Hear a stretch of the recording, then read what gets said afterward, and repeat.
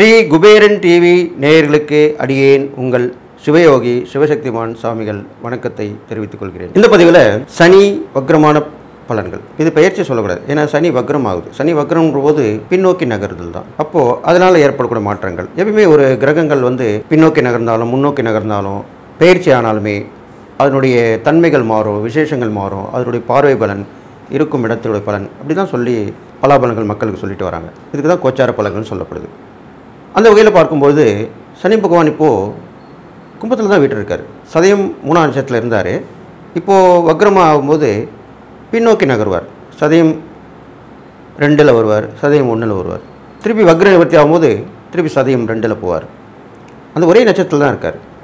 அப்போ இது பயிற்சி இல்லை. என்ன மாதிரி பலன் கொடுப்பார்னா, பின்னோக்கி நகரும்போது அதுக்கு பின்னோடைய ராசி என்ன, மகரம். அந்த மகரத்தில் இருக்கக்கூடிய பலன் தான் கொடுப்பார். மகரத்தில் இருக்கக்கூடிய பலனும் அவருடைய பார்வை பலன் கண்டிப்பாக மாறும். முதல்ல கும்பராசிக்கு இருந்த பார்வை பலன் மாறி இப்போ மகர ராசிக்கு இருக்கிற பார்வை பலன் தான் விசேஷமாக சொல்லப்படும். அந்த வகையில் தான் இப்போ இந்த சனி வக்ரமான பலன்களை 12 ராசிகளுக்குமே சொல்ல போகிறேன். அதுக்கு முன்னாடி பொது பலனா, இந்த சனி வக்ரமாகும் போது சனி கும்பத்தில் தான் இருக்கார். அதே மாதிரி மீனத்தில் ராகு, மேஷத்தில் செவ்வாய், ரிஷபத்தில் குரு, மிதுனத்தில் சூரியன், சுக்கிரன், புதன் இருக்காங்க. கன்னியில் கேது, விருச்சிகத்தில் சந்திரன். இதுதான் இந்த சனி வக்ரமாக உள்ள கிரக நிலைகள். இப்போ சனி வக்ரமாக எப்போ ஆகிறாருன்னு கேட்டிங்கன்னா, வருகிற ஜூன் மாதம் 19/6/2024 நவம்பர் மாதம் 4/11/2024 வரை, ஜூன் 19 நவம்பர் 4 வரைக்குமே இந்த வக்ரமான பலன்கள் தான் ஏற்படும். அதுக்கப்புறம் தான் வக்ர நிவர்த்தி ஆவார்.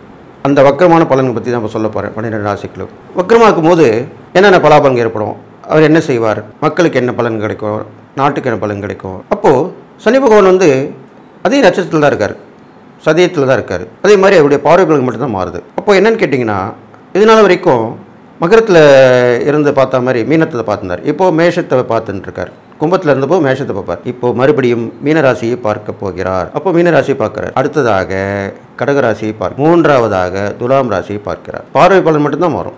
அப்போது மீனம், கடகம், துலாம், இந்த 3 ராசியும் பார்க்குறார். 3 ராசி பார்க்கும்போது காலபுருஷ தத்துவப்படி மீனராசி 12ஆம் இடமாக சொல்லப்படுது. 12ஆம் இடம் என்று இருக்கும்போது சொல்லும்பொழுது அந்த சனி வக்ரமாகி பார்க்கும் பொழுது விபரீத யோகத்தை தான் கொடுப்பார். எப்பயுமே ஒரு கிரகம் வக்ரமாகும்போது விபரீத யோகத்தை கொடுப்பார் அப்படின்ட்டு சாஸ்திர விதி. அப்போது 12ஆம் இடம் என்ற போது அயன சயன ஸ்தானம், விரயஸ்தானம், வெளியூர் வெளிநாட்டு கொடுக்கக்கூடிய ஸ்தானம், மோட்சஸ்தானம், இப்படி தான் சொல்லப்படுது. அப்போது கண்டிப்பாக வெளிநாடு வெளியூர் சம்பந்தப்பட்ட விஷயங்களிலே திருப்பி சுமூகமாக போக்கு இல்லாமல் சண்டை சச்சரவு வர வாய்ப்பு இருக்கிறது. அது போர் மூலமாக வாய்ப்பு, அல்லது சண்டை சச்சரவு, அடுத்த மாநிலம், அடுத்த ஊர், அடுத்த நாடு, இப்படிலாம் நம்மளுக்கு இணக்கம் இல்லாமல் இருப்பாங்க. இந்த வக்ர காலத்தில் மட்டும்தான் இணக்கம் இல்லாத சூழ்நிலை ஏற்படும்.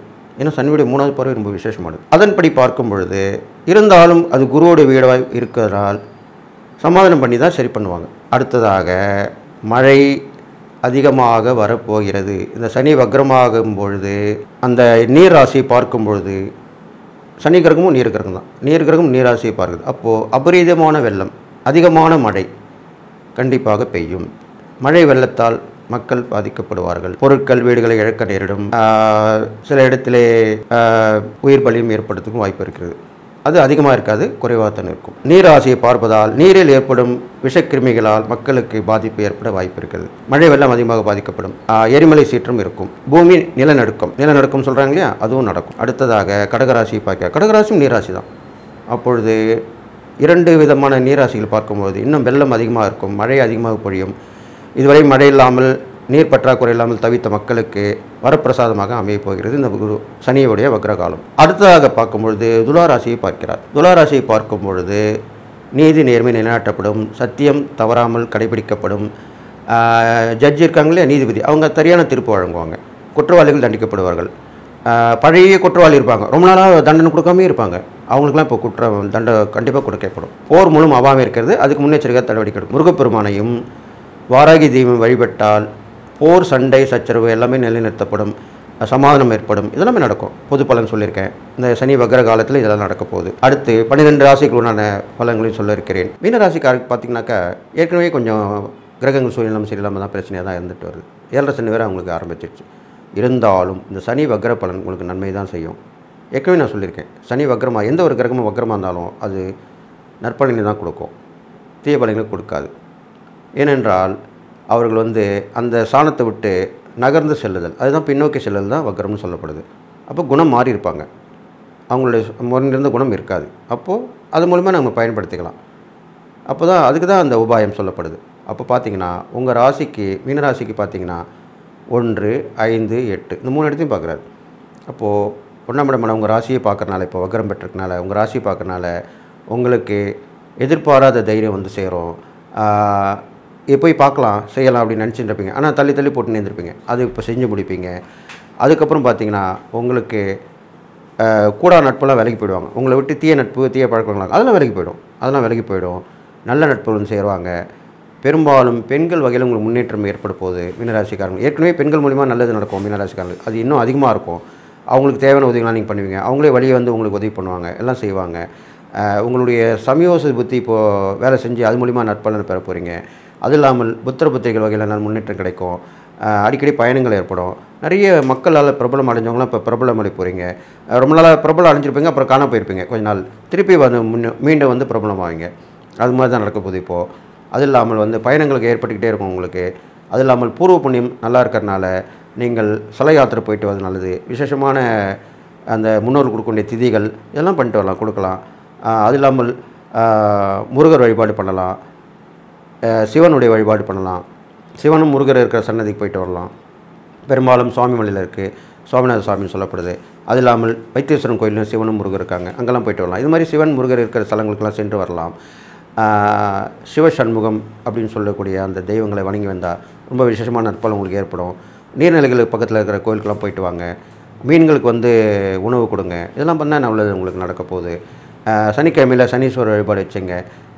விளக்கு ஏற்றுவாங்க. உடல் ஊனமுற்றவர்கள் வழிபாடு பண்ணிட்டுவாங்க, அவங்களுக்கு இல்லாத கொடுங்க. பெரும்பாலும் நீங்கள் வந்து செய்யக்கூடியது என்னன்னு கேட்டிங்கன்னா மீனராசிக்காரங்க அவங்களுக்கு தேவையான பொருட்கள் வாங்கி கொடுக்கணும். அதுதான் முக்கியமான விஷயமாக சொல்லப்படுது. ஏன்னா எல்லாருமே உணவு சம்மந்தப்பட்டது நீர் சம்மந்தம் வாங்கி கொடுங்க, துணிமணிலாம் கூட வாங்கி கொடுத்துருவாங்க. அவங்களுக்கு தேவையான பொருளாக இருக்கும். அதெல்லாம் தெரிஞ்சு பார்த்து நம்மளும் அவங்க வசதிக்கு ஏற்ப இதெல்லாம் வாங்கி கொடுத்திங்கன்னா ரொம்ப சந்தோஷப்படுவாங்க அவங்க. இப்போ ஒரு போர்வை வாங்கி கொடுக்கலாம், செருப்பு வாங்கி கொடுக்கலாம், குடை வாங்கி கொடுக்கலாம், தொப்பி வாங்கி கொடுக்கலாம். இது மாதிரி அவங்களுக்கு தேவையானது தான், குடும்பத்துக்கு தேவையானதுன்னு சொல்லலை, அவங்களுக்கு தேவையானது தான் சொல்கிறேன். அதை நீங்கள் வாங்கி கொடுத்தா உங்களுக்கு அந்த தான தர்மத்தினால நல்ல பலன் தான் ஏற்பட போகுது. அதனால் நீங்கள் நல்லா இருக்க போகிறீங்க, எல்லா வகையிலும் முன்னேற்றம் அடைய போகிறீங்க. இந்த சனி வக்ர பலன் உங்களுக்கு நன்மை தான் செய்ய போகுது. இறை வழிபாடு, இந்த பரிகாரங்கள், தான தர்மம் பண்ணிட்டு வாங்க, தொடர்ந்து பண்ணிட்டு வாங்க. தொடர்ந்து தியானத்தில் இருங்க. உங்களுக்கு வந்து மனம் வந்து ஒரு நிலையில் இல்லாமல் ஒரு நிலையில் மாறிக்கிட்டே இருக்கும். அதனால் தியானத்தில் ஈடுபடுங்க, தியான வழிபாடு பண்ணுவாங்க. தியானலிங்கேஸ்வரன் கூட இருக்காங்க, தியானேஸ்வரர், சிவன்லேயே தியானேஸ்வரர் இருக்கார். அந்த தியானேஸ்வரர் வணங்கி வழிபட்டுவாங்க. அவர் எப்பவுமே தியானத்தில் தான் இருப்பார். அந்த மாதிரி அவரை பிரம்மமுகூர்த்தத்தில் வழிபட்டுவாங்க, நைட் இரவு படுக்க போகும்போது வழிபட்டுவாங்க. இது மாதிரிலாம் பண்ணிட்டு வந்தீங்கன்னா ரொம்ப நல்ல பலன் நடக்க போகுது உங்களுக்கு.